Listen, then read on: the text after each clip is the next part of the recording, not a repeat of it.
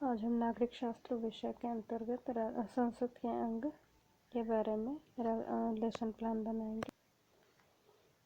जैसे कि सबसे पहले हम विद्यालय का नाम लिखते हैं जहाँ इंटर्नशिप करते हैं। उसके बाद छात्राध्यापक या छात्राध्यापिका का नाम लिखेंगे। उसके बाद एक कॉलम बनाएंगे जिसमें दिनांक, कक्षा, विषय, कालांश, अवधि यानी कितने मिनट तक पढ़ाना है ये टाइम उसमें मेंशन करेंगे। उसके बाद प्रकरण यानी टॉपिक लिखेंगे। यहाँ हमारा टॉपिक है संसद के अंग। उसके बाद नागरिक शास्त्र विषय का सामान्य उद्देश्य लिखेंगे।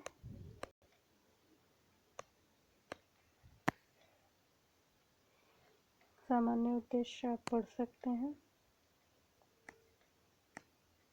कम से कम 6 बिंदु हम लिख देंगे सामान्य उद्देश्य जो नागरिक शास्त्र विषय का होता है। उसके बाद हम विशिष्ट उद्देश्य के अंतर्गत ज्ञानात्मक, भावात्मक और क्रियात्मक इन तीनों उद्देश्य के दो व्यवहारिक क्रियाएं लिख देंगे। आप इन्हें पढ़ सकते हैं।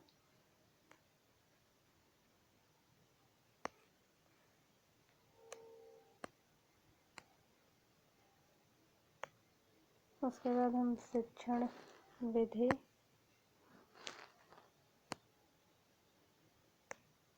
यहाँ शिक्षण विधि हम लिखेंगे।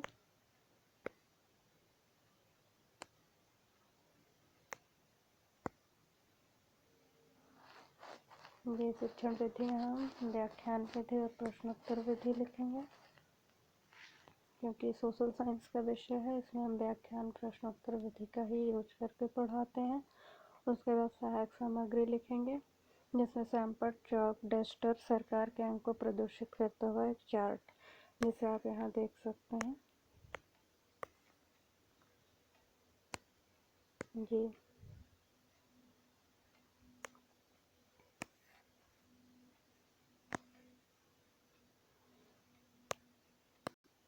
उसके बाद हम पूर्व ज्ञान लिखेंगे कि बच्चों को संसद के अंग के बारे में सामान्य जानकारी है, क्योंकि कोई भी टॉपिक हम जब पढ़ाते हैं तो बच्चों के पूर्व ज्ञान से उसे संबंधित करते हुए पढ़ाते हैं जिससे बच्चों को ये चीज़ समझ में आ सके।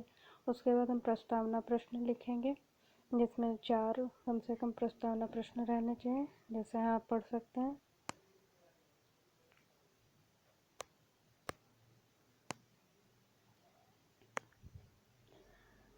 भारतीय शासन व्यवस्था का आधार क्या है? तो नियम और कानून। उसके बाद नियम और कानून का निर्माण किसके द्वारा किया जाता है? तो संसद के द्वारा। और संसद के कितने अंग हैं? तो 3। उसके बाद तीनों अंग के विषय में आप क्या जानते हैं?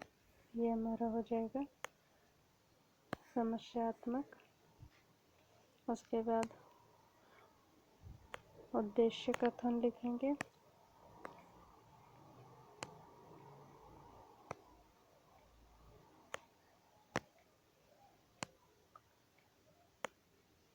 ये उद्देश्य कथन, फिर प्रस्तुतिकरण लिखेंगे जो शिक्षण बिंदु है, कम से कम 3 शिक्षण बिंदु रहना चाहिए। फिर यहाँ हम संसद के अंग पहला शिक्षण बिंदु लेंगे जिसके अंतर्गत विकासात्मक प्रश्न करेंगे। फिर बच्चे उस प्रश्न का कुछ उत्तर देंगे, जहाँ उत्तर नहीं दे पाएंगे वहाँ हम स्पष्टीकरण देंगे और कुछ महत्वपूर्ण बिंदुओं को हमें श्यामपट्ट पर लिखते हुए चलना है। फिर सेकंड बिंदु आ जाता है राष्ट्रपति, क्योंकि संसद के जो 3 अंग हैं वो राष्ट्रपति, राज्यसभा और लोकसभा, इन तीनों से मिलकर संसद के अंग का निर्माण होता है। तो फिर हमारा सेकंड बिंदु राष्ट्रपति हो जाएगा। इसके अंतर्गत विकासात्मक प्रश्न करेंगे। ऐसे आप पढ़ सकते हैं।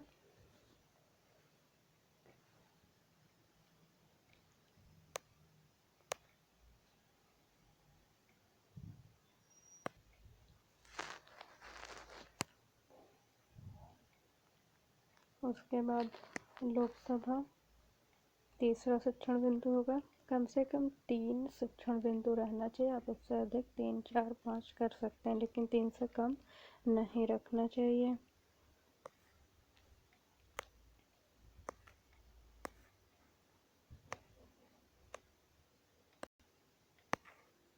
उसके बाद राज्यसभा, इससे संबंधित विकासात्मक प्रश्न और महत्वपूर्ण टॉपिक को हम ब्लैक बोर्ड पर जरूर लिखते हुए चलेंगे।